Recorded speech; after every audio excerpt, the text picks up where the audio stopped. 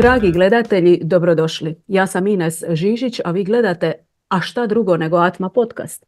Moj današnji gost online, evo već po treći put, iz daleke Australije je Pane Andov. Pane, dobar dan ili dobra večer. Dobro mi došao u Atma podcast. Dobro večer, Ines, dobro večer iz istočne obale Australije. Drago mi je, uvijek mi je čast da se opet družimo, popričamo o interesantnim temama. Također, zadovoljstvo je moje. Da se podsjetimo, a i za one koji gledaju prvi put Panu. Pane je međunarodno poznati predavač, autor 12 knjiga, mislim da je 13. u pripremi, ako se ne varam. 13. u pripremi, da. Dugogodišnji istraživač fenomena NLO-a, drevnih civilizacija, paranormalnih sposobnosti, učitelj ezoterijskih i duhovnih znanja i još puno toga, ali ovo je onako ukratko. Knjige Pane Andova su prevedene i na naš jezik, tako da u našem Atma web shopu možete pronaći Panine knjige Izuzetne moći u ljudima, Buđenje ključ vanjzemaljskih poruka, a uskoro će biti i još jedna, ali o tome ćemo više kroz podcast. Pane, puno uzbudljivih tema nas čeka danas, kontroverznih, škakljivih. Najbolje da mi krenemo odmah, ali prije toga samo ukratko o tvojoj nadolazećoj turneji po Balkanu, gdje ćeš imati 4 seminara. U stvari završavaš turneju s 4 seminara, evo baš gledam. Prvi imaš u Beogradu 29. svibnja ili maja, zatim imamo Ljubljanu 6. srpnja, Zagreb dan poslije, 7.7. i na kraju Skopje 14.7. Ajde ti nama sad malo više reci o ovome, to će biti zanimljivo za mnoge gledatelje da te mogu uživo vidjeti. Tako. Oko Beograda to je 29. juna. Znači, pošto ja letim od Australije i spuštam se u Beograd 28. znači 29. što je subota, je seminar u Beogradu, pa onda, kako što ste rekli, 6. jula je u Ljubljani, 7. jula u Zagrebu i 14. jula u Skopju. Ovo je 3. godina po redu, kako što ste i rekli, znači radi se o naporu da se prezentuju i da se ljudi nauče o metodama koje što mogu da probude takozvanu unutrašnju silu ili unutrašnju snagu. Znači, radi se na progresivne meditacije, radi se na chi energiju, znači na meridijane, znači koji su yin meridijani, koji su yang meridijani, znači totalna elaboracija svakog dantijena, znači postoje 3 dantijena u eteričkom telu, kako se bukvalno električne centrale jednostavno u samom eteričkom telu, znači simbolično što bi se reklo, znači pune tom chi energijom i onda kako se uspostavlja ta mreža preko tih meridijana do određenih centra, na primjer u telu, organa i tako dalje, da li je u pitanju samo izlječenje ili reiki liječenje drugih ljudi. Međutim, ne zastaje s time, znači to je samo jedna lestvica napred da bi automatski se upotrebila ta sila, osobeno dubokog jina, ako želite, na primjer, da bi se ušla u stanje izmenjene svesti, gdje, na primjer, svest može da napusti fizičko telo i da posjeti druge dimenzije, ako želite, znači astralni plan i možda i više, što bi se reklo. Tako da bit će to toga puno oko remote viewing, znači viđenje na daljinu, znači šesto čulo, viđenje bez očiju, što bi se reklo kad se aktivira to takozvana astralna membrana. Znači, obično kad čovjek zatvori, tamo je ispred očima zato što ne postoji dimethyltryptamin ili DMT koji što jednostavno je napaja ili to je gorivo za pinealnu žlezdu i za talamus da bi stvorio ekstrasenzornu percepciju. Znači, jedan put kad se to uvežba kako da se postigne, kako da se generira u mozgu, čovjekova percepcija se menja, znači od totalne tame osvetli više i više dok ne počinje jednostavno da opaža i da osjeća stvari putom šestog čula, ako želite. Međutim, vrno od svega je rad na biopolje koje što se zove cvet života. Znači, ako uzmemo kriljanu fotografiju, znači kriljana fotografija će da pokaže neko bioelektrično zračenje oko ljudskog tela koje što mi generalno zovemo aura.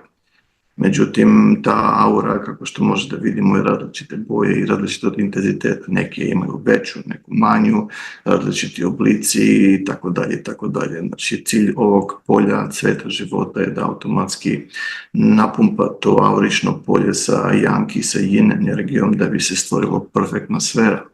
Zatim u potrebom volje i još veće, na primjer, energije da automatski se preobliči i izduži u 19 sfera, znači za to treba malo prakse, što bi se reklo, i da eventualno jedan put kad se sve te energije prošire kako što treba i vrate nazad, oni se vraćaju u formu star tetrahedrona. Znači, jedan tetrahedron je izolator punjenja ili izolator of charge, na primjer, jedan je za yin, drugi je za yang, kako želite, znači kao i u struji mora da ima plus i minus, međutim, jedan put kad se kolo zatvori u eteričkom, ako kažemo, sistemu, stvori se point of singularity. Znači, taj point of singularity automatski stvara da je ljudska svijest jednostavno zasuta vizijama od prošlih života, znači od drugih stvari, znači gdje su ljudi bili, šta su radili, kako su dospeli do ovog stadijuma, koja je njihova misija ovdje i slične stvari. Tako da veliki obiman program koji počinje 8:30 ujutro, a završava 5:30, sve zavisi kako će da program da ide normalno. Za sve one koji su zainteresovani, znači mogu da nađu više informacije na Facebooku, s tim ako potražu, na primjer, potraže za Beograd buđenje unutrašnje sile, za ovako za Ljubljanu to je buđenje isto unutarnje moći ili tako nešto, znači buđenje unutrašnje snage za Zagreb i budenje nam natrašnja ta moć za Skopje. Tako da tamo imaju i oko rezervaciju i oko više detalja što tačno je pokriveno u tom programu. Znači, eventualni nova knjiga koju ćemo malo kasnije vjerojatno progovoriti, znači dosta ima uputa koje su korisne za da čovjek jednostavno prođe kroz taj meditativni trening protokol da bi stigao do rezultata. Znači, samo još dve riječi. Obično oni koji vežbaju tai chi znaju da je to veština koja što traje dugim godinama. Znači, akcent je stavljen da ono što treba da se postigne 10 godina, 15, 20 godina ili duže se namali, tako da sam ja u negdje periodu od skoro 35 godina možda jednostavno tragao za tim kraćicima, što bi se reklo da najefektivnije ovako metode sinteziram u jedan trening sistem da bi ljudi imali koristi, da li za astralnu projekciju, da li za telepatiju, znači telekinezu i slične stvari, tako da to je otprilike oko seminara, tako da svako je dobrodošao ukoliko Odlično, hvala ti puno. Ima interes. Da, malo kasnije ćemo nešto i o knjizi reći, a sada krenimo na ono što svi uzbudljivo čekaju, a to je Panina analiza trenutačnih događaja u svijetu, kojih nam ne nedostaje, svašta se nešto događa. Pa evo, htjela bi ja, Pane, da ti meni sve pokriješ, i ratove, i migracije, i globalne agende, Vatikan, Hollywood, izbori u Americi, nema šta nema, razumiješ, šta se događa na Balkanu, transhumanizam, napredak, tako dalje, tako dalje. Što se događa, dakle, Pane, i koji su mogući scenariji za budućnost? Iz neke tvoje perspektive, naravno. Jeste, znači sve što može da uradimo je da spodelimo naše perspektive, naše mišljenje, znači od onoga što možemo da razumemo normalno. Znači opet ću se navratiti na osnovne informacije koje što su bitne da svako ljudsko biće razume. A to su da sa ljudskim opštestvom, znači, kontrolišu 13 familije koje što preko 4 kompanije, od koje što BlackRock i Vinograd su dve najveće kompanije, koje što verovatno su negde zajedno, bez razlika što ne postoji precizni podaci, oko $60 trilijona u proseku, što bi se reklo. Preko tih kompanija ove 13 familije automatski fuziraju novac u takozvani Svjetski ekonomski forum i kroz Svjetski ekonomski forum i u tajno društvo. Znači, od tajna društva najrasprostranjenije je masonsko društvo, koje što jednostavno prvo pare se šalju u Grand Masonic Lodges, znači postoji Grand Masonic Lodge u Hrvatskoj, u Sloveniji, u Makedoniji, u Srbiji, znači u Australiji, u Engleskoj i tako dalje. Znači to su matice, znači tog masonskog društva i odatle se jednostavno širi, znači u lokalne masonske centre koje što automatski pare se dalje šalju u lokalnoj politici, znači u policiji, u vojsci, u inteligenciji, znači u health system, znači u zdravstveni sistem, znači industriju i tako dalje. Drugim rečima, ovi moćnici koji su globalisti preko institucija kako što su Ujedinjene nacije i slično, barem od ono što ljudi su razumjeli do sada, znači koriste te institucije da bi prouzrokovali nešto što se zove četvrta industrijska revolucija. Znači ta četvrta industrijska revolucija podrazumeva da dođe do augmentacije ljudskog bića, da se umjesto ono što bi se reklo pure blood stvori transhuman koje što bi sadržalo određene sintetičke i nanotehnološke tvorevine koje što mogu da budu konektirani sa veštačkom inteligencijom preko takozvanog Internet of Things ili globalnog interneta koje što veže sve više i više za nešto što se zove cloud.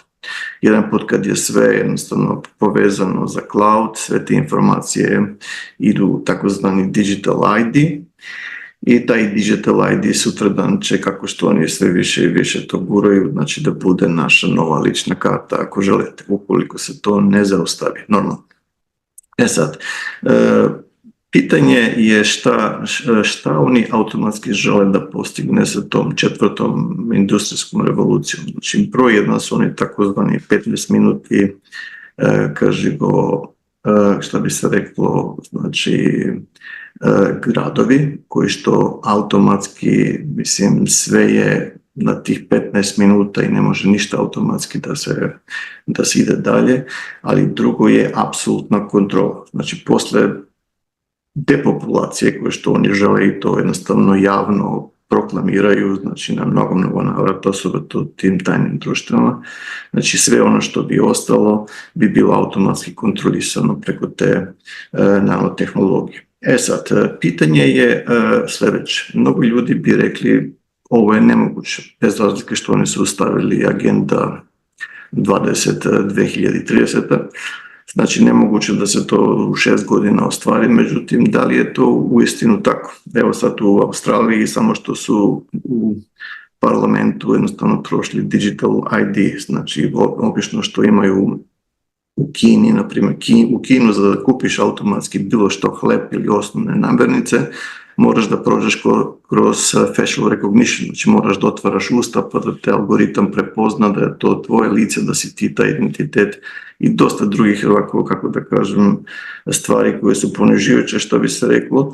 Međutim, to se gura, ali da bi se to stvorilo treba destabilizacija. Znači oni odavno već govore da ne žele jake države, oni žele da države jednostavno slome, ne žele Ameriku, ne žele Englesku, Franciju, znači ne žele Rusiju i tako dalje. Znači oni žele da automatski stvore jednu zemlju širom sveta sa jednom svetskom vladom. Znači taj novi svetski poredak koji što se priča već godinama i godinama, ideja koja što je potekla opet od tih okultističkih familija. Sad, od ono što su ljudi proanalizirali, postoje par scenarija. Jedno takozvane moguće scenario je da oni prvo automatski ugase električnu mrežu. Da li će da ovo iskoriste, na primjer, neki kosmički nastan ili automatski će da prouzrakuju rat sa Rusijom ili globalni nemir, što bi se reklo, konflikt worldwide. Jedan put kad se to desi, znači oni će da ugase struju. Jedan put kad struja se ugasi, nestaće internet. Evo, na primjer, ovdje u Australiji na par navrata mi smo izgubili električnu struju, međutim i izgubili smo internet. Nismo mogli da pozovemo familiju, znači na posao ili bilo što, GPS nije radio više i tako dalje. Sad, to se desilo u fazonu od 5, 6, 7, 8 sati, negdje i duže. Ali ono što je najbitnije je to što bukvalno jedan put kad ugase internet, znači sljedeći put kad internet dođe, kad dođe ta faza, naprimjer kad oni reše da li će to da bude sutradan, da li za 5 godina, za 10, 15, 20, 30, to niko ne može sad sa sigurnošću da kaže. Kad se jednom internet vrati, sva zaščeđevina što ljudi imaju u bankama, znači u digitalnom formatu, će da bude izbrisano. Jedan put kad jednostavno takozvane i non-stop, znači gure u zadnje vreme, ovaj napad, sad da ne pričamo radi algoritama normalno, ovaj napad, onaj napad, znači može da prouzrokuje krađe tih informacija, podataka i tako dalje. Međutim, u realnosti to su oni koji imaju celostnu kontrolu nad digitalnom, sistemu, internetu i tako dalje. Sad, postavlja se pitanje šta bi to postiglo. Znači, vrlo logično. Evo ovako, dođe internet posle 3 dana, na primjer, vi želite da kupite nešto, imate veoma malo keša, želite da stavite gorivo u auto, idete na benzinsku pumpu, vaša kartica ne radi. Znači, želite da kupite, na primjer, hranu, opet vaša kartica ne radi. I šta se dešava? Vrlo brzo, za dan, dva, pošto će normalno, to je problem koji je veštački prouzrokovan, će da se stvori nemiri ovako u državi. I onda dolaze ti takozvani imigranti. Znači, familijarni čovjek ili porodica koja je familijarna sigurno ne bi izašla vani da bi lomila stakla od izloge i kršila i ovako silovala i udarala ljude. Znači, treba im neko ko bi napravio debalans ili disturbance, što bi se reklo, u državi, isto kako što je Soros finansirao, ako se svi, znači ništa nije tajno, svi već znaju širom sveta, znači the Black Lives Matter u Americi, kad su automatski bili takozvani indicirani tako neki nacionalni, na primjer, konflikti koji što automatski su doveli do dosta nasilja i tako dalje. Međutim, u paraleli oni su radili na defund the police, znači policija nije smela da radi svoj posao dok su oni divljali po ulicama, ako želite. Znači, jedini razlog koji što ljudi su našli neku logiku zašto oni injektiraju toliki broj izbjeglica u Americi, po Evropi, znači, jer to kad njihov plan dođe do tog stadijuma, do te faze, znači oni će da grupiraju te imigrante, da se stvore bande, što bi se reklo, i onda će da postane haos. Kad više i više država postane haos, onda će automatski ovi koji što su na vladi reći mi ne možemo da se spravimo, ovo je međunarodni konflikt, znači kriza i tako dalje, daj da pozovemo neko da ovo reši, onda će da ustupe Ujedinjene nacije. Znači, Ujedinjene nacije bi automatski došli blue helmet, što bi se reklo, i, na primjer, oni bi navodno rešili problem koji je veštački indiciran u prvom smislu. Kad se to desi, onda će dalje razvoj da bude ok, od danas mi ne želimo identitet država, ne želimo Hrvatsku, ne želimo Srbiju, ne želimo Sloveniju, ne želimo Makedoniju, znači Englesku, Francusku, whatever. Znači, postojat će samo jedna teritorija koja je velika, šira i to će da se širi sve više i više i više i na kraju će da dođe, na primjer, do bukvalno jedna velika planetarna ovakva zona koja što će da bude kontrolisana od istog izvora. Kada se to desi automatski, znači cijeli ekonomski sistem će da se promeni u digital economic sistem gdje sve će da bude vezano za digitalni identitet.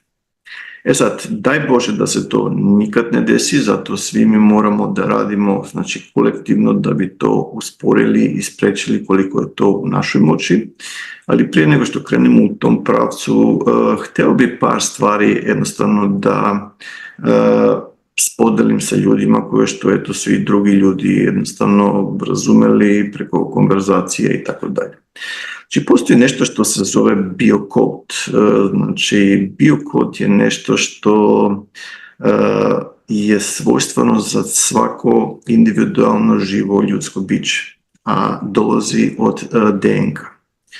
Znači, oni automatski, bez razlike što to nije nigde skoro bilo po medijima i po vestima, ono što su oni radili u paraleli sa svemu dok je bila takozvana kriza i ovakve injekcije koje su ih ovako forsirali ljude da automatski ako ne prime te injekcije sa silom da će da napuste ovako, da ih izganjaju iz posla i slične stvari. Znači, radili su nešto što je sakupljanje DNK. U 2013. CIA je potpisala dogovor sa Amazonom gdje je bio potpisan dogovor koji je vredio oko $600 milijuna. Znači, trebalo je da se automatski kreira cloud koji što automatski će da se veže za sve te informacije. Osobno ono što je najinteresantnije je što Amazon je postao kao skladište za DNK za svaku osobu. U Americi, znači od onih informacija koje što su stigli, znači do negde sredine 2022. Oko 1,5 milijardu ljudi su dali ovako svoju DNK, da li preko PCR testova, na primjer, da li preko jednostavno uzimanja DNK testove radi da bi provjerili koji su navodno njihovi preci i tako dalje. Sad ljudi bi postavili pitanje kakve veze ima PCR test sa DNK, pošto PCR test ne uzima DNK nego uzima ovako RNK, or mRNA. Vrlo jednostavno, znači mi više ne živimo u 50-ih ili u 40-ih ili u 60-ih, znači jedan put kad oni uzmu sample of the RNA, znači mRNA, znači može u laboratorijskim uslovima vrlo lako da konvertiraju, znači to u specijalno DNA sample, kako da kažem, jer sami PCR testovi, ako neko želi da malo ovako pročešlja, što biste rekao oko toga, imaju ulogu da automatski asimiliraju ili generiraju određene genetske zapise tog čovjeka. Drugim rečima, ono što se radilo u paraleli dok su bili ti takozvani testovi oko navodne pandemije i tako dalje, znači ono što su ljudi već prokužili, je da automatski svaki put, na primjer dok se to uzimalo, znači uzimalo se ti specimens, znači ti sastojki gdje bi automatski oni dobili znači tačni podatak šta ta DNA jednostavno sadrži. I sad, ako to spojimo sa biokodom, na primjer, oni su vidjeli da, pošto DNK kako DNK nije ništa strano i nepoznato, je jedna od funkcija je da je ona antena. Znači ona prima signale od naše okoline i šalje signale od nas. Znači naša svijest rezonira određenom rezonancom, ako želite, i automatski bukvalno znači ima svoj biorezonans. Jedan put kad su oni to uspostavili digital identity, u čemu je to? Što je u tome što oni su našli da ukoliko se upotrebe određeni mikrotalasi, znači microwave, koji što imaju pravilnu frekvenciju, znači oni mogu da ispuste frekvencije da li od satelita, da li od Wi-Fi-a, da li od bilo čega što ima elektronski, što može da nosi signal, znači direktna frekvencija tog i tog individualca i automatski da ga anulira ako želite.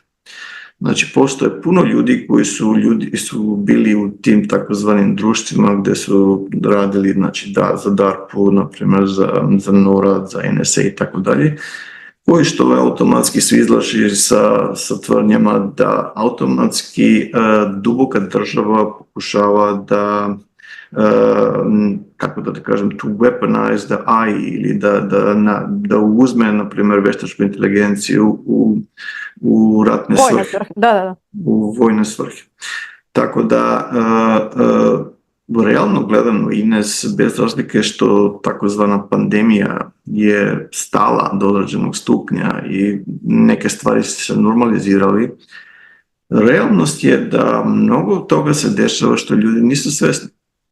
Znači, korak po korak oni se bliže do te njihove agende 2030 i ukoliko mi se ne probudimo u velikim, na primjer, brojevima i se ne suprotstavimo, postoji mogućnost da će oni da završe, na primjer, sa tim. I najinteresantnije je to što niko nas ne pita. Oni u pozadini rade, znači sastavljaju se u Davosu jedan put godišnjo, reše šta imaju da reše, raspredele pare za ovaj projekt, za drugi projekt, tako dalje. I automatski teraju svoje, dok normalni narod ili obični narod ili mi ili kako želite jednostavno možemo samo da pratimo i da vidimo šta se dešava. Sad, pitanje glasi, na primjer, zašto bi to išlo, na primjer, tim putem? Znači, oni automatski neće stati radi toga što elita tih globalista je vrvno zlo. Znači, do sad ima puno dokaza koje što indiciraju da na vrhu tih krugova moći, ako želite, znači rade se puno stvari koje su jednostavno deo tame. Zato ljudi moraju da se probude, znači da se organiziraju i da automatski stvore otpor da bi to jednostavno ili usporili ili sprečili. A jedan način da se stvori otpor je da se ljudi koji su na moći, znači u institucijama, znači u tajnim društvama, jer ima puno ljudi u tajnim društvama koji što su došli da bi stekli, na primjer, neki status, znači finansijski se obezbedili i tako dalje. Međutim, kako što više prolaze kroz te inicijacije i tako dalje, znači oni počinju da vide da ta udruženja nemaju nikakve dobre namere za čovečanstvo, niti pak bi dozvolili bilo kakvu evoluciju čovečanstva.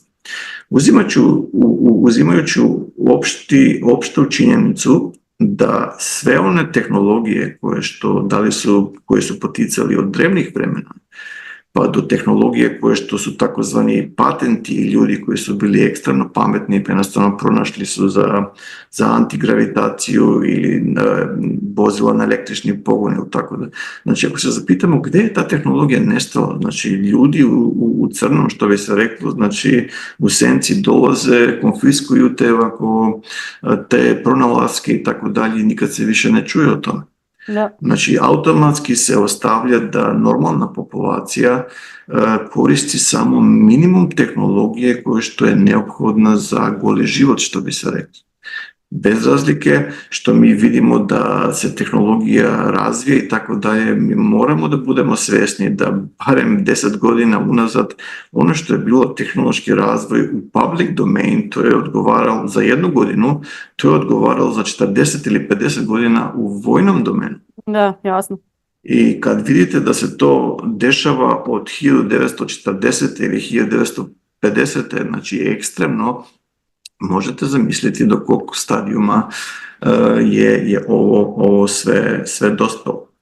Sad, ono što je vrlo bitno da se razume je da indikacije su jasne da mi nismo sami i da postoje sile koje što su oko nas. Sad, glavno pitanje Ines je zašto niko se ne umeša. Jednostavno vidi se da se dešavaju stvari, na primjer, ono što u momentu nažalost se dešava je, na primjer, ranije su chemtrails bili s vremena na vreme. Primjer, obično su se krili, prskali oko 5 ujutro, 6 ujutro, 7 ujutro. Sad automatski prskaju 24/7. Sve što vidimo je ljudi koji što jednostavno scrolluju na svom mobilnom telefonu, pogledaju te tragove na nebu, imamo X0 što bi se reklo, niko ništa niti mari, niti priča o tome, jednostavno kao da je to uvijek normalno bilo. Sad, kad počnemo da malo češljamo šta ima u tim chemtrails, znači vidimo da postoji aluminijum, vidimo da postoji barijum, vidimo da postoji smart nanoplastics, vidimo da neke od tih prskanja sadrže i grafin. Sad, računajte kad to automatski oni ispoprskaju, ne samo što kako da kažem, zagađuju vazduh koji što mi dišemo, nego te čestice, znači, padaju na našu hranu koju jedemo, padaju u vodu, znači, na životinje koje što automatski ljudi koji konzumiraju, na primjer, meso, isto konzumiraju. Znači, pitanje je zašto niko automatski ne preduzima ništa da bi se to sprečilo. Jedan od tih načela koje što, pošto chemtrails je velika i kompleksna tema, ako želite, znači jedna od tematika je da jednostavno stvaraju nešto što afektira ljudsko razmišljanje, da ljudi ostanu pasivni dok oni automatski delaju svoje, šta bi se reklo. Tako da stvar je da se dešava i to velikom brzinom, a problem je što može se odmah, na primjer, vidjeti da svi oni koji su primili tu nanotehnologiju, da može da se klasificira i da se detektira preko ultravioletove svetlosti. Znači oni su to nazvali Luciferus, ako želite, na primjer jedan put kad se ta ultravioletova svetlost, znači ovako usmeri prema ljudskom telu, prema ruku ili tako dalje, znači svi oni koji su primili, na primjer, te tehnologije prave, znači to emitira da postoji ta nanotehnologija u njim. Sad, jedno vrlo interesantno jedan podatak. Zašto bi oni zatamnjivali sunce? Znači, Bill Gates je jasno istakao, znači može se ovo naći, sve je dokumentovano i tako dalje, da oni imaju plan da zatamne sunce. Znači, prvo i osnovno, zašto? Grafin, oksid, mnogo slabije funkcionira kad je sunce jakavo i kad je sunce, na primjer, ekstremno prodorno. Isto, ako ima prisustvo ultravioletove svetlosti, isto grafin oksid ima slabiju komunikaciju sa cloudom i te informacije koje što idu both ways, znači u oba smjera, ne mogu tako lako da se ovako prate. Znači, zato je njihov cilj da svuda po svetu prskaju da bi automatski ne samo napravili, smanjenje temperature, njihove takozvane climate change agende i tako dalje, koje što automatski sve je veštački prouzrokovano normalno, nego je automatski da obezbede da te nove tehnologije budu implementirane, da bi stvorili budućnost u njihovoj viziji, koja je jednostavno takozvana 4. industrijska revolucija, kao što smo rekli, koja će da se svodi na to da budu 15-minutni gradovi, gde pokraj tih tehnologija koje što su unutra, ljudi ne bi mogli automatski da izlaze napolje.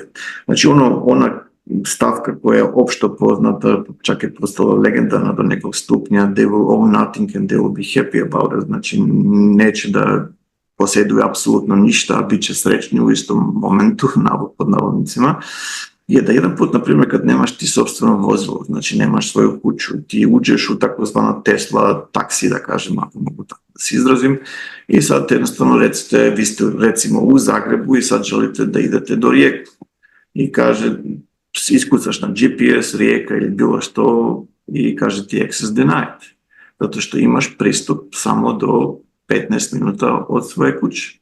Zato su, na primjer, i oko Dubaija i tako dalje, znači tamo taj deo ovako zemalja već su počeli da grade jedan veliki, na primjer, kao linija, na primjer, grad gdje će sve da bude akumulirano prema tim vizijama od 15-minutnih gradova.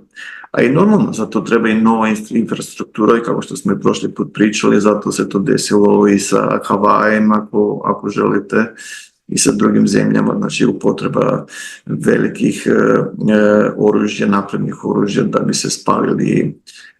Mislim, vrlo je interesantno, na primjer, uzmite, na primjer, one eksperimente koje što, na primjer, laser je jednostavno aktiviran i sad imate žutu boju, na primjer imate belu boju, plavu boju, crnu boju i tako dalje i sad prođe do crvenog, gori crveno, prođe ovako žuto, gori ovako žuto, dođe do plavo, automatski ništa ne pravi nikakvu štetu plavoj boji. Znači u Havajima gdje su takozvani požari bili, kuće koje su bile ofarbane plavom bojom, znači auta koje su bile plave boje i zastavi i tako dalje, to je sve bilo netaknuto. Sve ostalo je bilo bukvalno spaljeno do pepela. Wow. Tako da, ono što želim da kažem je sljedeće. Nažalost, Ines, neke činjenice koje su poznate ljudima širom sveta koji analiziraju ove tematike, znači ove tematike ne možeš da analiziraš preko mainstream medije ili vestima koje ćeš da pustiš na mainstream channels da bi gledali vesti, jer to sve cenzurirano, čak i Google cenzurirano, ako pokušaš da otkucaš nešto na search engine, to je sve automatski više cenzurirano. Znači, oni su prokužili automatski da, nažalost, Deep State koristi sve moguće tehnološke resurse da bi postigla svoje ciljeve do 2030. godine. Znači, da bi se to sprečilo, treba masovno buđenje. Znači, prvo, u mom razmišljenju, treba informacije prave da dođu do ljude bez straha. Znači, kako što ste rekli prošli put, ako se sjeća dok smo pričali, ne možemo zabijati glavu u pesak kao nojeve i praviti se da ništa od ovoga se ne dešava, da sve će da bude u redu, da će Plejađani da se spuste, reše sve naše probleme i mi ćemo transcendirati u takozvanu 5D, znači to neće da se desi, nažalost. Ovako, tako da, ukoliko se ne ujedinimo, znači ne shvatimo što se dešava i ne preduzmemo prave korake, Deep State ima velike šanse da svoje planove možda ne za 2 mjeseci, 5 ili 6 ili godinu dana, međutim za 5, 10, 15 godina ovako ostvari do velikih rezultata. Problem je što jedan put kada, evo uzmite drugu činjenicu koja možda nije loše da se spomene. Za već dugo vremena NATO nije imala ovu vežbu, sad NATO ima vežba koja je mobilizirala 90.000 vojnika širom Europe. Da li shvatate koliko je to ozbiljno? Znači, donela je bezbroj tenkova, donela je ovo, znači ti možda ljudima nećeš da kažeš, slušaj, mi se spremamo za rat ili za konflikt, mi se spremamo za vežbu. Da. Mislim, daj Bože, to nikad ne bilo normalno, ali logika nas tera, znajući sa kime imamo posla, ako želite, da uvijek duvamo i na hladno, je li tako? Da. Druga stvar, ono što je vrlo, vrlo problematično i opasno, znači WHO ili Svjetska zdravstvena organizacija u maju ove godine treba da dobije potpis od preko 190 zemalja gdje ona dobija moć da bez nikakve konsultacije zdravstvenog kadra u pojedine države može da prouzrokuje i da proglasi pandemije, može da proglasi restrikcije micanja, znači automatski mandatorne maske i injekcije i tako dalje. Ako se to desi, to je vrlo, vrlo loš znak gdje sve ovo vodi. Jer niko nije verovao da oni mogu da spuste aviosaobraćaj cijele planete, međutim vidjeli smo da 2020. da su sposobni da i to urade. Znači, bukvalno imamo posla sa silama koje što znači kontrolišu čak i ovu konverzaciju, što bi se reklo, sve je to monitorirano i sve će to da uđe u Digital ID. Ali nije to cilj da se ljudi plaše, nego prvo, kako što sam rekao, ljudi moraju da stvore dovoljnu mentalnu snagu da se sprave sa istinom. Jedan put kad se sprave sa istinom, šta zaista se dešava? Znači, sljedeći korak je ujedinjenje, da se ujedinimo na Balkanu, znači u Australiji, u Europi, u Americi i tako dalje, i automatski da se stvara kontrasila koje što će da zaustavi ili drastično uspori dok se uslovi ne promene, znači ovu takozvanu 4. industrijsku revoluciju. Već ima dosta otpora koja je po političkim, ako kažemo, slojevima. Ono što je interesantno, što je iscurilo po internetu, osobno po one alternativne mreže, je da kad su protestirali, znači traktori i ljudi, znači sa farmama, oni su poslali jasnu poruku takozvanim globalistima da to neće proći. Znači, bili su masovni protesti u Njemačkoj, po drugim zemljama. Znači, vidi se da ljudi, međutim, što je najinteresantnije, mainstream vesti to ne pokrivaju. Da. Kao što vidite, znači to automatski ko da se ne dešava, ukoliko se nešto spomene, znači to se spremene u filovanom ovako stilu i tako dalje. Tako da, 2019. Britanski premijer Boris Johnson pred Ujedinjenim nacijama ili sabira Ujedinjenim nacija je prezentirao veoma kontroverznu priču takozvane četvrte industrijske revolucije, nanobots i tako dalje. Znači, gde sve ovo vodi.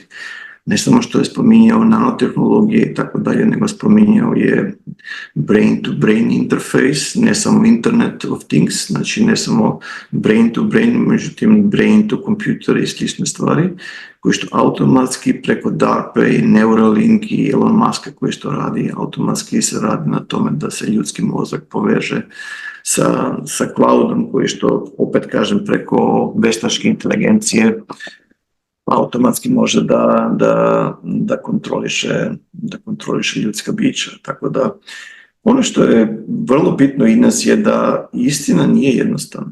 Nije lako čuti ove informacije zato što većina ljudi nisu spremni. Ali, nažalost, došli smo do stadijuma gdje moramo progovoriti o ovim temama i ne možemo nastaviti da jednostavno guramo glavu u pesku kao nojevi, da se ništa ne dešava. Ako ništa drugo, moramo da mislimo na naše buduće generacije, znači na našu decu, na unuke i tako dalje, znači, jer budućnost koju što mi njima ostavljamo neće da bude svetla ukoliko nešto ne preuzmemo. Sad, postavlja se pitanje, na primjer, kako se zaštititi? Da.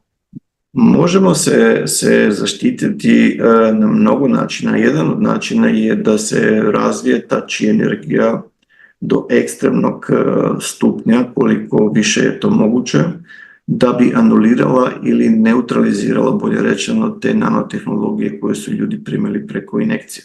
Da li svesno ili preko manipulacije i tako dalje, ili prisile. Znači, jedan put kad ta chi energija bude ekstremno jaka, može da se spravi sa bilo kakvom nanogelom ili neke tvorevine sintetičke ili tako dalje, grafina i tako dalje. Znači, to je jedno, zato je mnogo bitno da se oformi, na primjer, ta unutrašnja snaga. To je malo sve zvuči ono strašno, grozno, distopijski, ali eto, nadamo se stvarno da neće doći do toga. Htjela sam te još samo podsjetiti, rekao si da ćeš malo se osvrnuti na situaciju u Hollywoodu i u Vatikanu i na Balkanu, pa ako imaš tu neke informacije, to bi mi bilo zanimljivo za čut. Pa da, ovako, što se tiče Hollywooda, znači sve je jasno, Mel Gibson je već izašao u javnost, mnogi drugi, znači šta se dešava, jasno je da svi oni koji su ekstremno uspješni u Hollywoodu, da su svi došli sa tim takozvanim, kako da kažem, tajnim društvima gdje su stvari koje nisu lepe. I automatski Hollywood se koristi. Uzmite, na primjer, Bart Simpson. Na primjer, koliko puta je Bart Simpson, na primjer, objavio stvari i eto ti za godinu, 2, 3, 5, 10, 15 eura.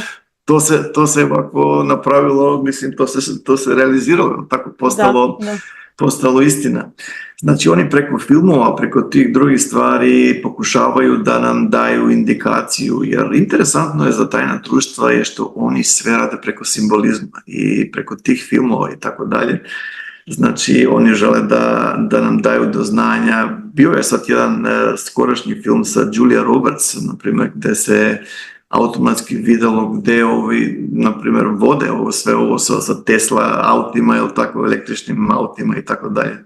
I jednostavno su jasno objasnili jedan put kad struja nestane, šta će da se desi. Sad, u paraleli, što daj Bože da se nikad ne desi, međutim, bio je jedan čovjek koji, sad da ne kažem gde i ko je, međutim, u tim vrhovnim krugovima, on je rekao sljedeće: da posle pričanja sa tim elitnim krugovima, iluminata, kako želite, ono što je doznao je da ako nekad se ostvari da nestane struja 3 dana, nemojte čekati u gradovima, nego automatski čim dođe drugi dan, treći dan, evakuišite se u unutrašnjosti.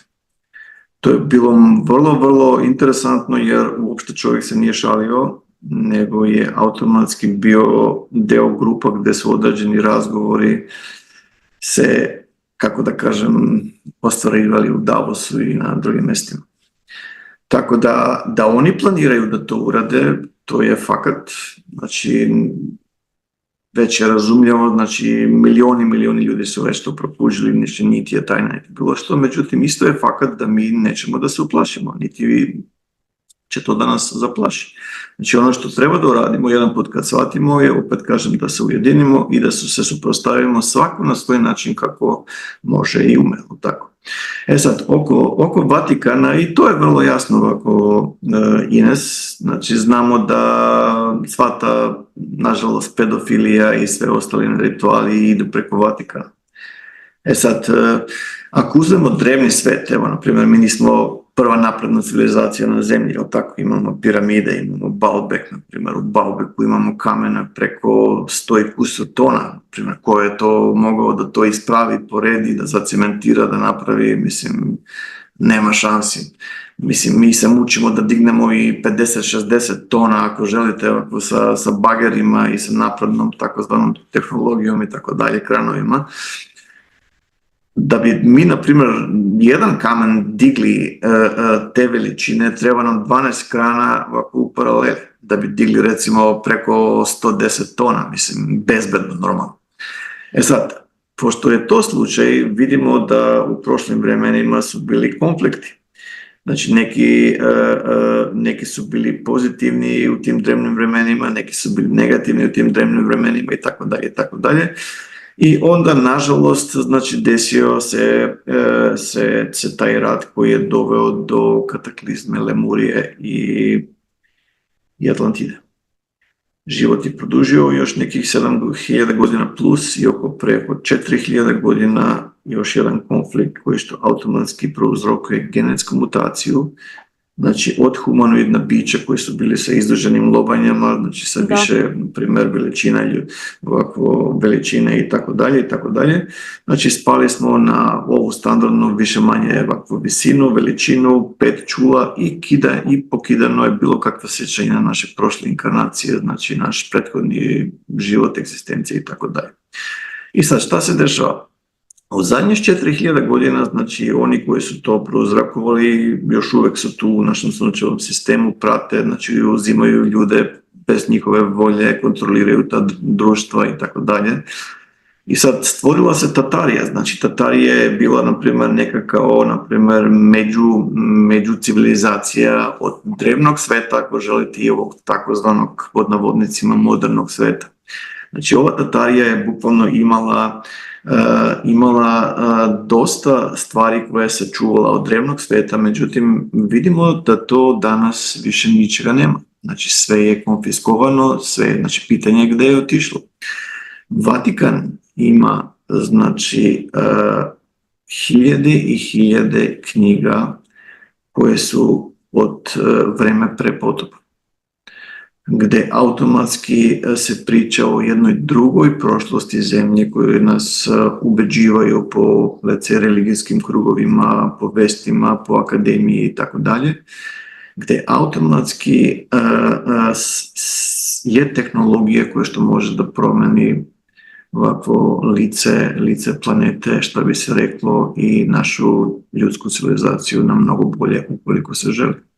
Međutim, nažalost, to se ne dešava, nego automatski oni žele da tu tehnologiju iskoriste za svoje lične, kako da kažem, potrebe i za svoju korist, dok sve ostalo je bukvalno, kako što smo rekli prošli put, ono što su izjavili, hackable animals. Znači, nažalost, u tom viđenju tako nas vide. Sad, Ono što je vrlo isto bitno možda da se napomene je to da četvrta industrijska revolucija će da automatski obriše sve religije. Znači jedna od načela tih globalista je da uništi budizam, da uništi kršćanstvo, da uništi islam, znači sve ostale bilo kakve verske, religije i tako dalje. Znači jedan put kad bi oni stigli u sljedeći nivo, na primjer, realizacije njihovog plana novog svjetskog poretka, gdje je samo one world government i ima samo jedna država u svijetu koja što je kontrolisana od njih. Znači sve se posmatra sa dronovima, dronovi mogu da i sintetičke insekte da šire, mogu da gledaju, Alexa nas prati, znači špionira, Google idemo, pošaljemo email, to ide u naš digital identity, pošaljemo message, pa onda shvatimo da nas špioniraju ili da nas prate, pa stvorimo lažni profil sa nekim slikama o prirodi, mi ne razumemo da bez razlike što smo mi stavili slike o prirodi, preko IP adrese to dolazi, zna odakle, na primjer, gdje je kliknuto na koji link od koje IP adrese i slične stvari. Znači, ne postoji nešto što je ranije bilo poznato kao privatnost. Znači, dok mi pričamo, u momentu se gradi global DNA, znači biocode database, koji što, i još jedna stvar, samo da ne zaboravim, Ines, podatak koji što je isto procurio je da ti sintetički komarci mogu da te ujedu i da ti uzmu DNK primjerak i da vrate tamo gdje treba da vrate i opet će da dobiju ovi koji to već rade, znači podatke o vašem genomu, ako želite, i znači sve ostale stvari koje što jedan put kad se klasificira, znači vaš biorezonans, znači preko Wi-Fi, preko satelita, preko Internet of Things, oni mogu da pošalju ne samo signale da bi napravili štetu, nego mogu i da kontrolišu stvari i implementiraju druga sečenja i slične stvari. Znači tu ulazimo u istraživanje DARPA, NSA i tako dalje, znači organizacije koje su na vrlo visokom nivou i koje što zahteva veliki razvijeni IQ da bi moglo sve ovo da se procesira. Strašno, pane. Ovo je strašno. Pa nevjerojatno koji su to zli umovi. Daj, reci mi, molim te, situacija na Balkanu, kako gledaš? Evo, recimo, sutra su izbori. Ne znam li to znaš, ovdje su izbori sutra. Pa onda imamo već sve ozbiljniju situaciju s migrantima, sve više migranata ovdje na Balkanu. Kakve su tvoje analize za Balkan? Ovako, Ines, mora prvo jedno da razumemo. Da li će ovaj političar ili onaj političar da stupi na scenu, nama to ne menja puno. Zašto? Da bi danas takozvani političar dobio funkciju premijera ili tako dalje, znači mora da bude deo masonskih loža. Znači ne funkcionira drugačije, da se to razumemo. Znači mora da razumemo da jedan put kad se mi saberemo 100.000, 50.000 i sad protestiramo pred vladine zgrade, misleći da mi ćemo nešto da promenimo s time i da protestiramo pred onih, mi moramo da razumemo da su današnji političari mnogo slični kako i spikerima na vestima. Znači dobiju instrukcije od Masonic Lodges, znači od masonskih loža, međutim ovi Grand Masonic Lodges koji su, kako što sam rekao, matice i onda koji su ovi lokalni, na primjer centri, znači dobijaju instrukcije od Svjetskog ekonomskog foruma, a Svjetski ekonomski forum i Klaus Schwab na čelu njemu, znači dobijaju od tih 13 elitnih, kako da se izrazim, okultnih familija. Sad, kako i da je, koji da dobije izbore, neće puno da promeni. Jedini način je da, u mom mišljenju barem, daj Bože da grešim, međutim, ukoliko se, evo uzmite Boris Johnson, čisto ovako, kaži go, čisto upoređenje. Znači, Boris Johnson je bio premijer Britanije od 2019. mislim do, sad ako mogu da proverim se malo, mislim da su ga da više nije bio ovako 2022. mislim da je ustupio. Međutim, interesantno je to da je on vrlo često, mislim da je od 2019. do 2022. nisam siguran, ali mislim da je to vremenski interval dok je bio premijer Velike Britanije. Vrlo često je kritikovao globalizam. Vrlo često se suprotstavljao četvrtoj industrijskoj revoluciji, znači pričao je nanobotima, o Internet of Things i tako dalje, znači kontrola Googlea, znači Amazona i tako dalje, gdje se ova civilizacija kreće i slične stvari.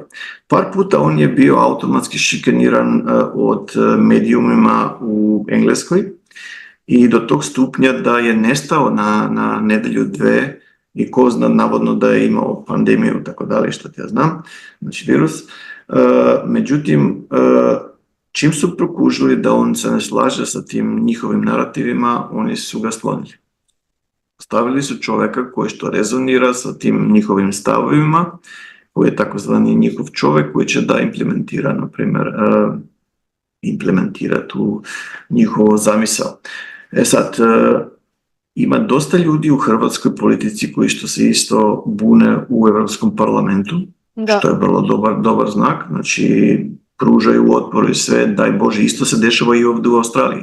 Znači ima ljudi koji što automatski su visoko u politici, međutim ono što jasno kažu, vi možete da radite šta želite, ali moja deca i moji unuci su mi prioritet i ja neću dozvoliti ništa drugo nego samo sve najbolje njima.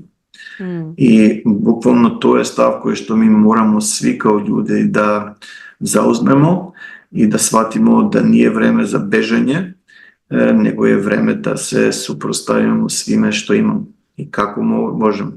Sad, oko situacije na Balkanu, scenario, odnosno njihov plan je isti. Jedan put, ako dođe do toga, da je Bože nikad ne došlo, što bi se reklo, takozvani fiktivni konflikt sa Rusijom, imamo takozvani treći svjetski rat, je li tako? Kad jedan put struja nestane, internet nestane, nemamo komunikaciju, nemamo hranu, nemamo ništa, ljudi počinju da izlaze napolje, da traže pomoć, da traže bilo što.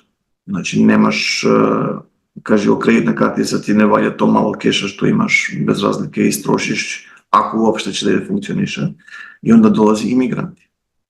Znači moramo da razumemo jasno i glasno. U Americi su doneli, znači, rupe u zakonima. Vrlo je teško bilo ući u Americi prije nego što oni su počeli da brljave te zakone i da švercuju imigrante na backdoor, što bi se reklo. Dolaze od svuda na zemlji. Ne dolaze žene, ne dolaze ovakvo deca, dolaze uzrasli muškarci koji što ništa ne rade, nego sve što rade je prouzrokuju probleme. Znači, zato ih injektiraju sve više i više i više i više, da bi eventualno, ako se njihov plan ostvari, da bi regrutirali te imigrante, da bi stvorili, na primjer, bande po ulicama i tako dalje, koje će još više da prouzrokuje da neka država utone u haos. Inače, koji je razlog da ti primiš ljude koji što automatski niti imaju namjeru da oforme socijalni život, da rade ili da pomognu državi ili bilo što, zašto bi ih ti jednostavno uneo u zemlju ukoliko ne želiš da oni sutradan postanu aset, da mogu da se iskoriste, na primjer, za neke ciljeve koje što ti moćnici, na primjer, očigledno imaju. Tako da, ono što oni žele da urade je to. A da li će to da se realizira normalno, to je drugo pitanje. Znači, zato opet kažem, ja nisam zastao, ja puno ljudi znam, milioni isto koji automatski rade svakodnevno, da bi jednostavno informisali ljude da je vreme da se probudimo i da usporimo i da sprečimo. I moramo držati to u glavi i jednostavno boriti se za to. Da, evo pada mi na pamet baš jedna aktualna situacija. Naime, jučer se dogodio jedan drugi veliki napad u Sidneju. Prvo smo imali ono u shopping centru i sinoć je onaj mladić napao onog poznatog propovjednika, otac Emanuel, tako nešto. Što misliš Tako. da li su ti događaji dio jedne veće slike, da li su povezani na neki način?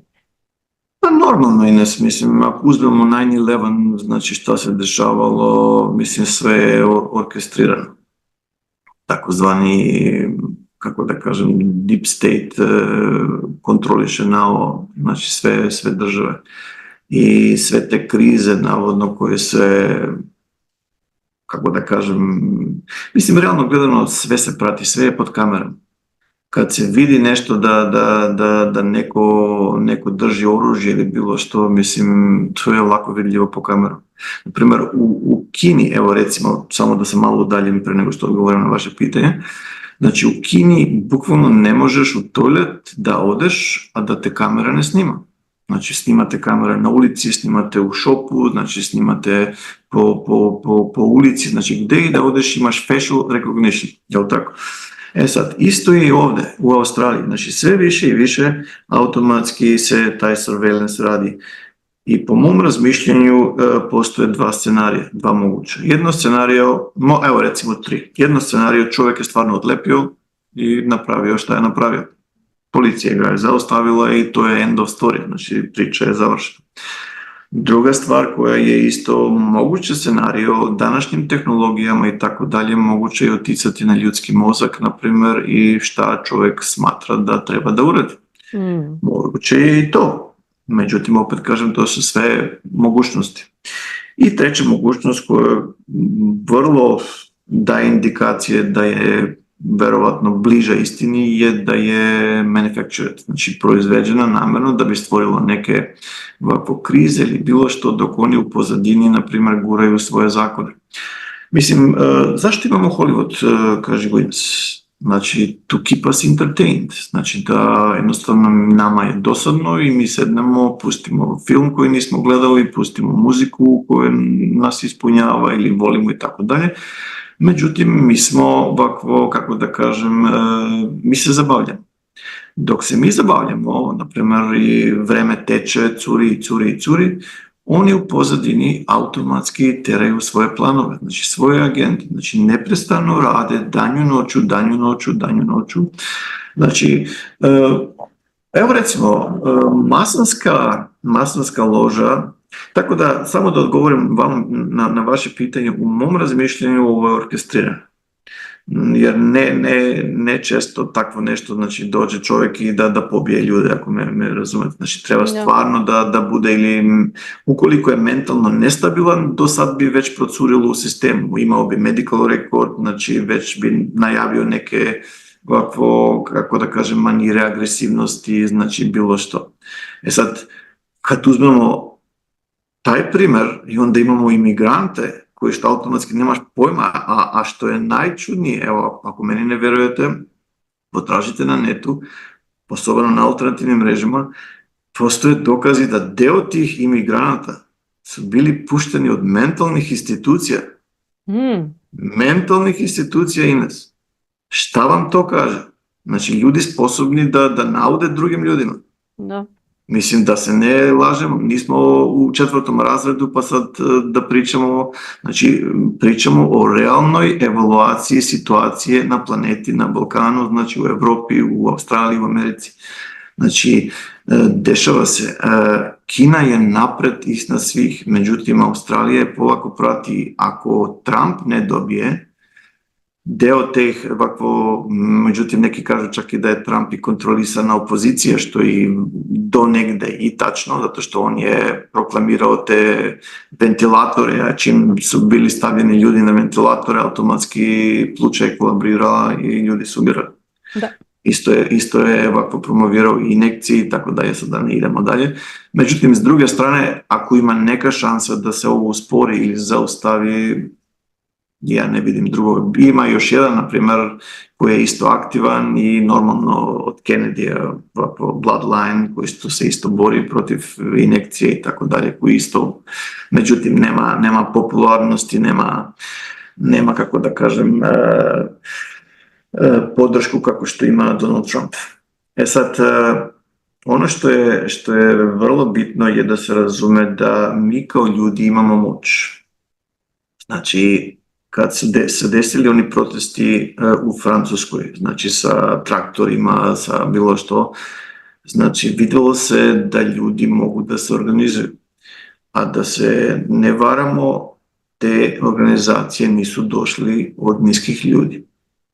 Organizacije su došle od ljudi koji su u Europskom parlamentu i koji automatski nisu da se ovo takozvana vizija poremećena u mom razmišljanju, znači četvrta industrijska revolucija na način koji što oni prezentuju, znači da se zaustavi kompletno. Zašto? Ne trebaju nam farmeri, znači svako meso takozvano će da bude proizvedeno u laboratoriji sintetičkim putem i automatski će da sadrži nanogel, će da sadrži sve i svašta, znači bukvalno sve sa ciljem argumentacije ljudskog bića, znači promjena ljudskog bića u nešto što oni zovu transhumanizam. Kao transhumanizam, znači ljudsko biće je, opet ću da kažem, vezano znači za veštačku inteligenciju preko clouda, a s time što ima nanotehnologiju unutra koje što emitira i apsorbira ili prima znači signale preko clouda. Zato i NSA je dala Amazonu, sad da ne pričam koliko paričnu sumu, znači to glava boli, da bi se isto svi podaci od NSA od Amerike prebacila na cloud.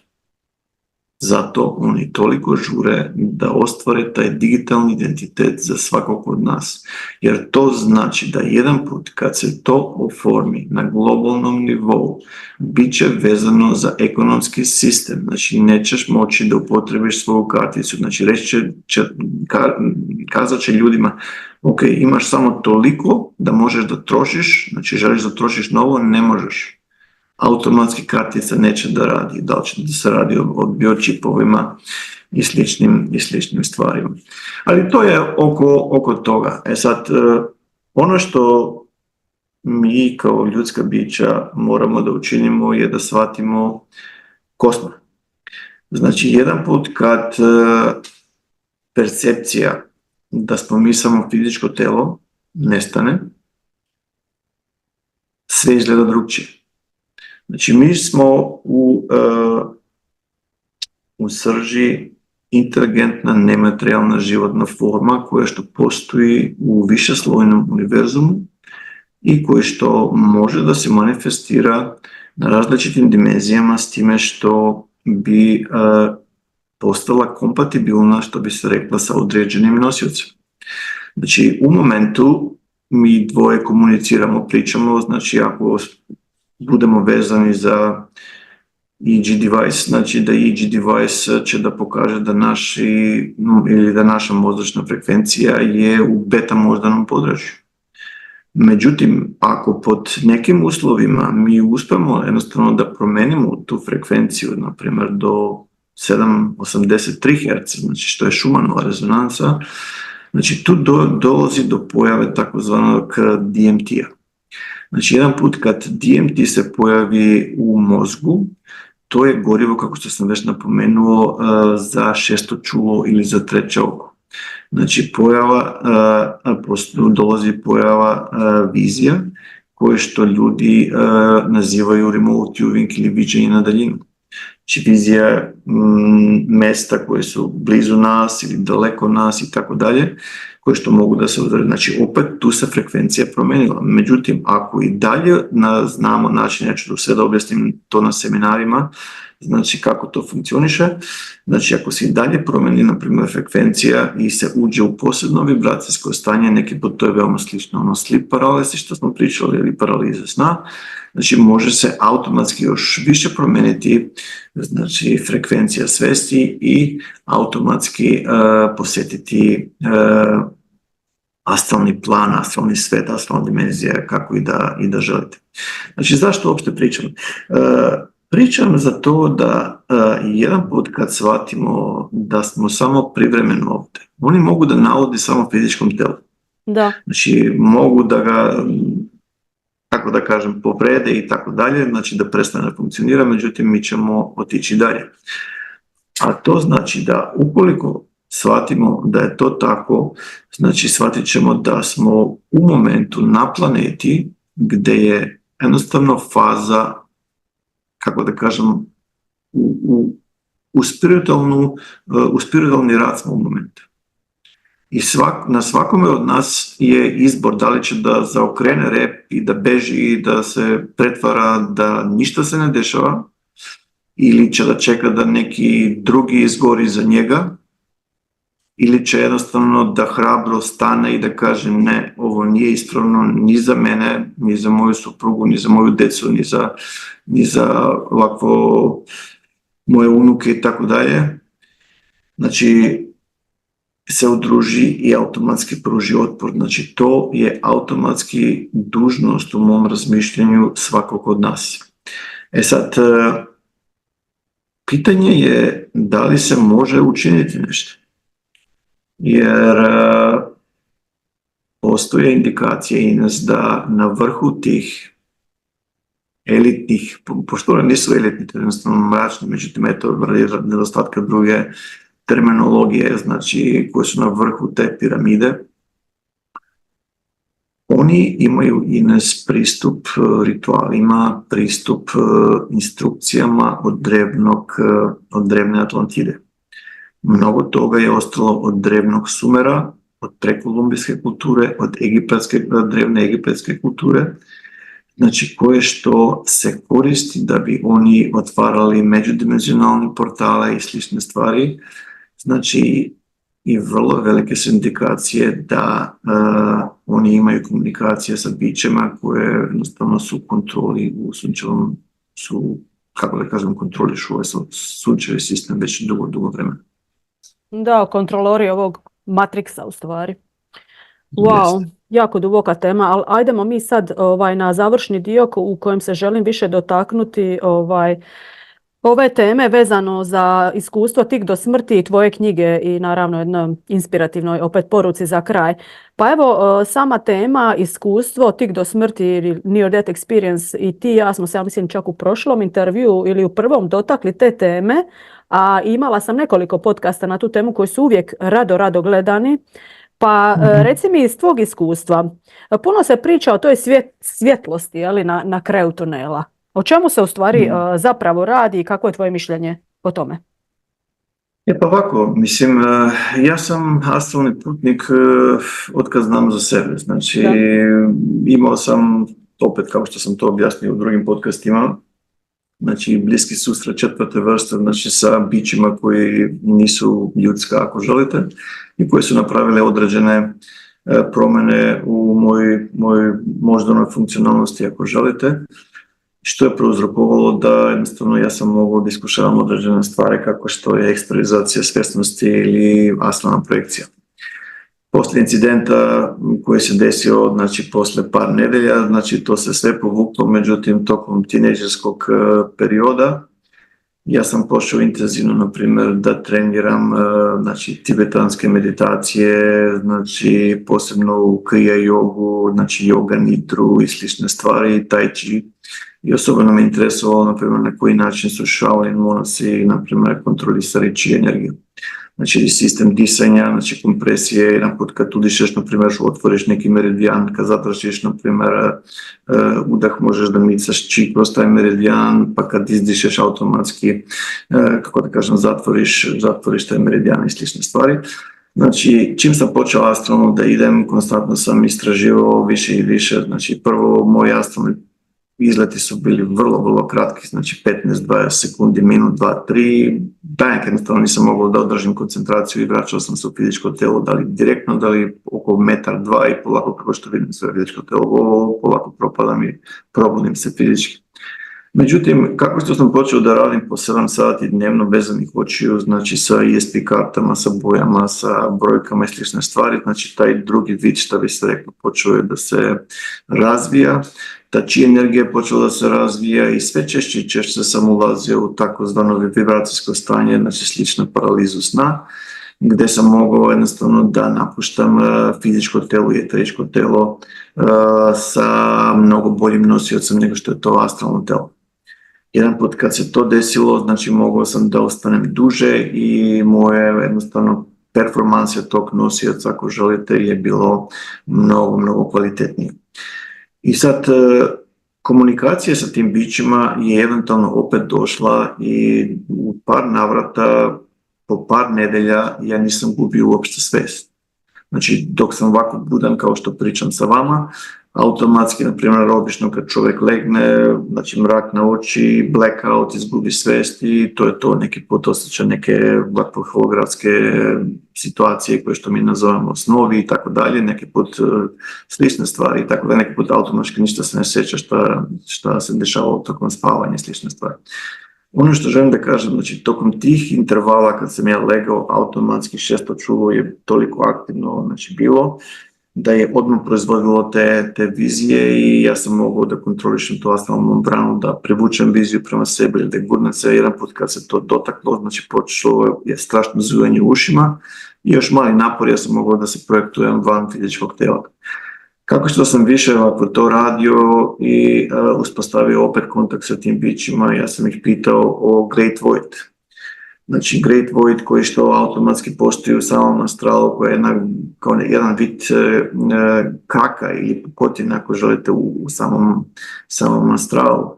I pitao sam dobro kako funkcioniše da sve ovo ljudi se recikliraju nazad.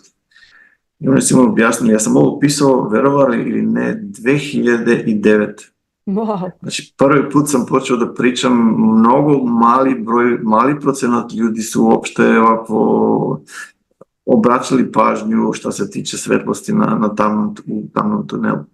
Jer fakt je, na primjer, evo, čovjek, ne daj Bože, doživi saobraćajnu nesreću, pokupe ga pravo na operaciju, jel tako, i sad odjedanput flat line, znači prava linija i njegova duša ili njegova svest ili nematerijalna forma, kako želite, znači napusti ovako fizički nosioci i sad osoba ima iskustvo da klizi kroz tamni tunel i na kraju tog tamnog tunela je svetlost, jel tako? Međutim, kako što klizi kroz taj tamni tunel, postoji wireless konekcija između doktora i duše tamo, što bi se rekao. Znači čuju, na primjer, čuje doktore, vrati se, ovako probudi se, vrati se nama i slične stvari. Da li me razumete? Mm-hmm. Sad, iskustva ljudi, znači, koji iskušavaju ovo je veoma često, veliki procenat. U mom razmišljenju ne bi preporučio, sad daj Bože da svi žive šta duže je moguće i koliko je to preodređeno, pisano i tako dalje. Međutim, jedan put kad se ova fizička egzistencija naša i naš fizički život, tako želite, završi, jedna od prvih stvari što se iskušava je tamni tunel sa svetlošću ovako na kraju. Većina ljudi idu prema toj svetlošći, međutim, jedan put kad se spoji sa tom svetlošću, automatski bivaju reciklirani nazad, ovdje na istom planu, u neku novu bebu, u neku novu državu, da li isti pol ili drugi pol, i automatski sjećanje na prošlu inkarnaciju je pokidano. Znači samo 5 čula koje su automatski znači standardna, a sa 5 čula automatski možemo da vidimo jedan minijaturni deo elektromagnetnog spektra, znači na vidljivoj svetlosti, ne možemo da vidimo infrared range, ne možemo da vidimo ultraviolet range, znači praktično mi smo poluslepi na neki način rečeno. Jedan put kad to shvatimo, onda shvatimo da, na primjer, oko nas postoji, na primjer, ako stavimo infrared kamere u spavačoj sobi, ultraviolet kamera, vidimo orbove, vidimo plazmoide, vidimo roci, vidimo sve i svašta, neki put vidimo i cijele astralne forme kako prolazi, ono što mi nazivamo duhovi, jel tako? Opšto poznato.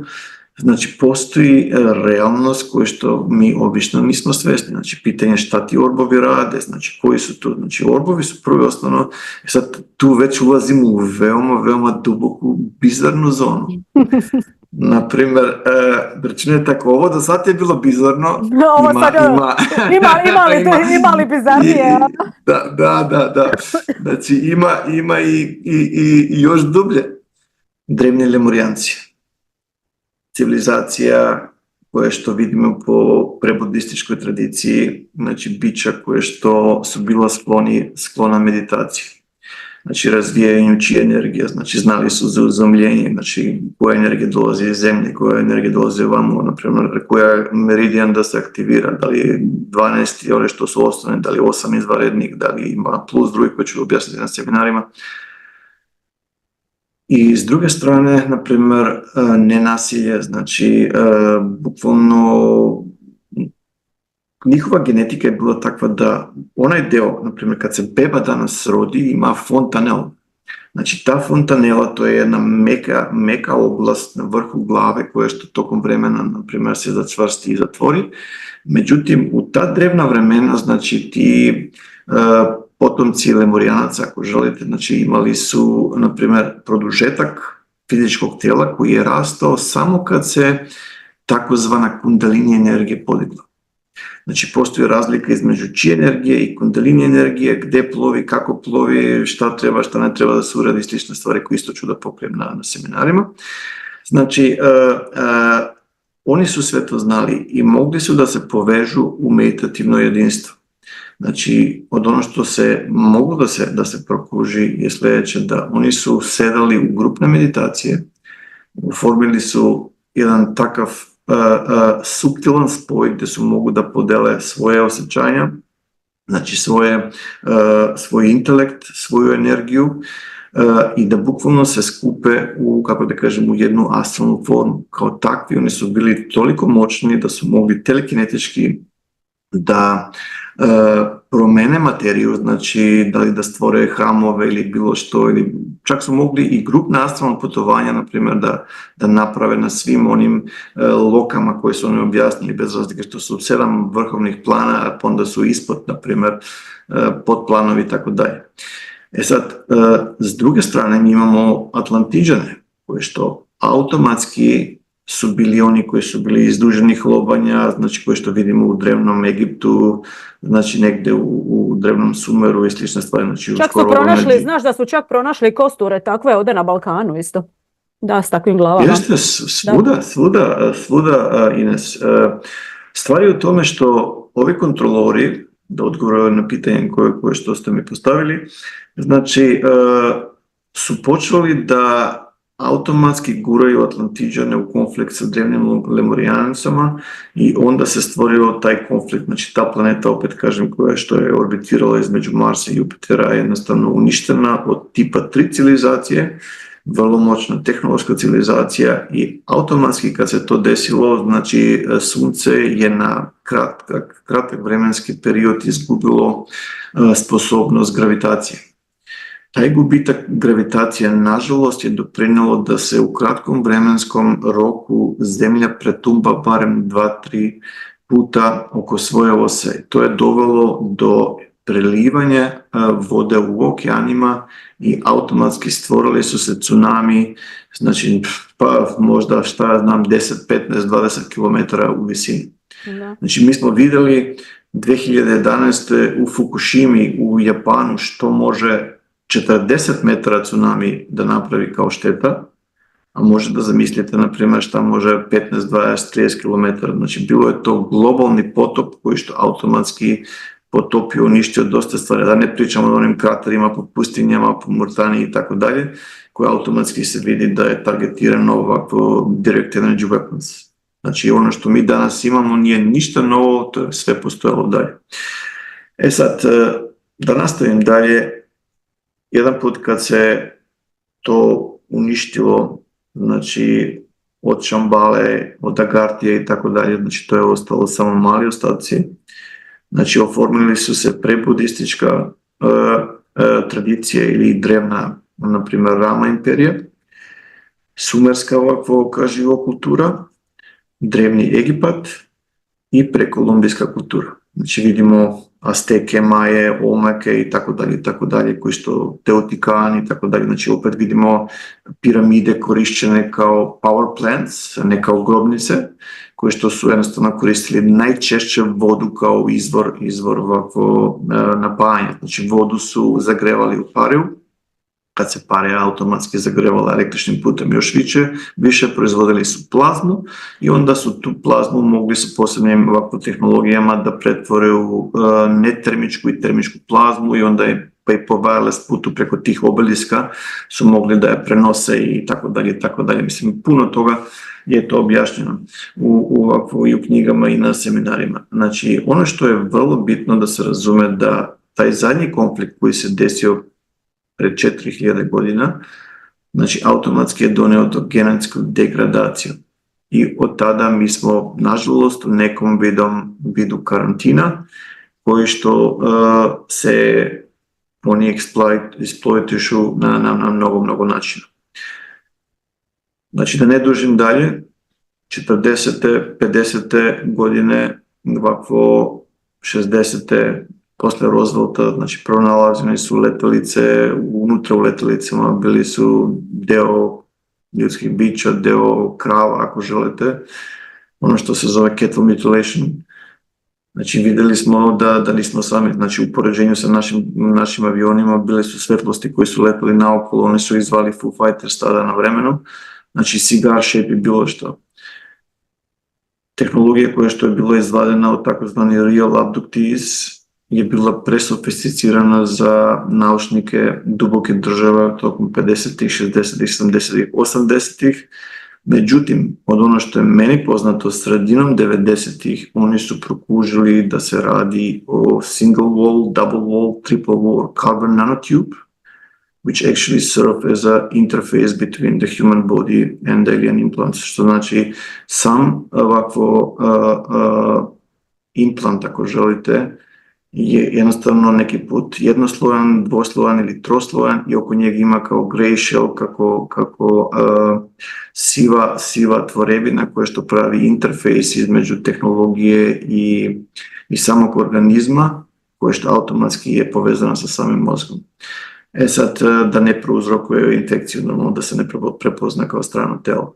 Jedan put kad su prokužili kako to funkcioniše, Deep State je došlo do zaključka da ako neko može da nas taguje, kako što mi tagujemo recimo delfine i kitove po okeanima, kako što mi tagujemo ptice i možemo da pratimo njihovo migracijsko micanje, onda možemo, oni su jednostavno došli do zaključka da mogu da upotrebuju Silicon Valley da bi do nekog stupnja duplicirali tu tehnologiju, s time što bi navodno prouzrokovali da postoji globalna pandemija i da treba da se ljudi zaštite od takozvane ovakve opasnosti koje su oni ovako prezentirali. Sad, postoji jedno vrlo dobro pitanje. Ako ta tehnologija može da šalje informacije Deep State, ko nam garantuje da civilizacija koja što je mnogo naprednije nema tehnologije da ulovi isti signal, uzme iste informacije i da vrati nazva signal kroz istu tehnologiju i kontroliše ljudsko biće. Da. Mislim, to su sve pitanja koje što treba da postavimo na stolu, ali opet kažem, za ovo treba relativno ovako visok IQ da bi se procesiralo. Ali opet kažem, bez razlike na sve te šanse koje što oni imaju u tehnološkom, naša moć je u energiji. Jer mi smo baterije za njih. Znači, koriste, eksploatišu nas na mnogo načina, međutim, ukoliko postanemo svesni procesa naših suptilnih tela na način kako što su drevni Lemurijanci to postigli, to je jedini način da se suprotstavimo. Ines, tehnologijom se ne možemo suprotstaviti. Imaju satelite koje što mogu da usmere laserski zrak kao u Havajima da izgore ne Zagreb, ne Moskvu, ne New York, bilo šta i bilo gde. I imaju moć da to urade ukoliko želi. 100, 200, 300, 500 hiljada ljudi što će da se okupi, da protestuje, ne može da zaustavi ta oružje. Zato u Americi postoje zakoni da se automatski i ono minimalno oružje koje što normalni čovjek u Americi, građan ima, da je se oduzme. S time što sad ovi imaju i dronove, imaju sve i svašta, ne mora ni ljudska sila da se upotrebi. Jedini način je kroz unutrašnjo buđenje, znači sila potencijal koji što postoji u nama. Znači shvatiti da mi nismo fizička tela, da smo ovdje automatski vozimo ova fizička tela kako što vozimo auto. I da je svetlost, kako da kažem, precious, znači skupocjena i da moramo da održavamo tu svetlost. I jedini način je kroz to silu, zato već 35 godina ja pokušavam koliko je to u mojoj moći da automatski proširim ta znanja ljudima i pomognem barem onima koji su spremni. Znači zato ubrzo izlazi i moja nova knjiga, znači 13. po redu, buđenje unutrašnje sile ili unutrašnje snage, kako želite, gdje u poređenju sa seminarima, znači koji ću napraviti ovog leta, da smo živi, zdravi, normalno, ako ljudi će imati kao dopunske informacije kako mogu, na primjer, da upotrebe te metode, da nešto što bi obično trajalo 10, 15, 20 godina treninga, ukoliko samo prate uputstva koje su postavljena u tačno vrijeme, znači kako da se diše i znači relativno bi došli do konstruktivnih i efektivnih rezultata u najkraćem mogućem periodu. I kao takvi automatski postaći i mentalno snažni i IQ će da se izoštri. Međutim, opet ću da se navratim, ono što je najbitnije je proizvodnja metagena.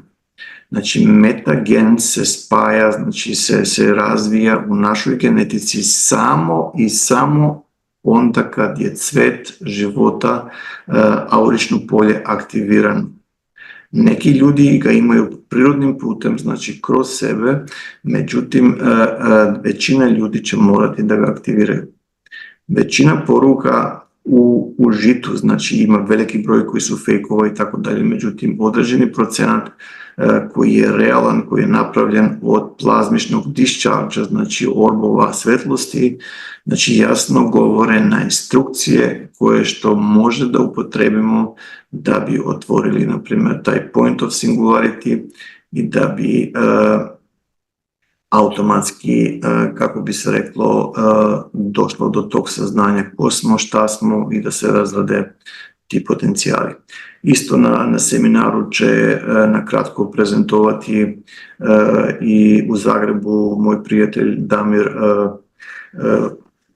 Butković, znači on je izdao ovu knjigu Osobni kompas, tako da neko ako želi moći će isto i tu njegovu knjigu koju što on priča, na primjer o svim tim ovako, kako da kažem, energijama i iskustvima koje što ljudsko biće vode da se probudi i kako automatski da se upotrebi taj unutrašnji GPS, što bi se reklo, da bi se navigiralo kroz život prema spiritualnim ciljevima i svetlosti, što bi se reklo, u srcu.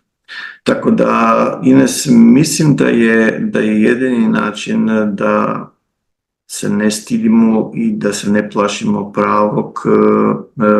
prave istine, znači šta se dešava, znači zato ja sam ekstremno zahvalan i vama i Dariju i Nemanji od Balkan Info i mnogim drugima koji što automatski pravite i radite sve što je u vašoj moći da te informacije prenesete ljudima, da bi se što više i više ljudi probudili i ujedinili. I to je stvarno nešto za poštovanje, to nije lak zadatak, jer opet kažem, ja radim sa ljudima 35 godina, znači do sad sam radio sa preko 40.000 ljudi širom sveta, najveće u Americi, znači u Australiji, Evropi i na Balkanu, tako da znam da to nije lak put i velika zahvalnost sa moje strane. Pane, hvala tebi puno, stvarno svašta smo saznali kroz ovaj podcast, što si rekao, bizarno i bizarnije, ali isto tako i poruka ohrabrenja. Radujem se tvom dolasku ovdje na Balkan, nadam se da će biti uspješna turneja, da će knjiga šta prije izaći, bit će također na naš jezik naravno prevedena, vjerovatno ćemo imati u Atma web shopu. Dragi gledatelji, pogledajte Panine knjige u Atma web shopu i eto, do nekog sljedećeg puta, puno pozdrava. Hvala Ines, puno pozdrava, sve najbolje, pa do druge prilike. Vidimo se.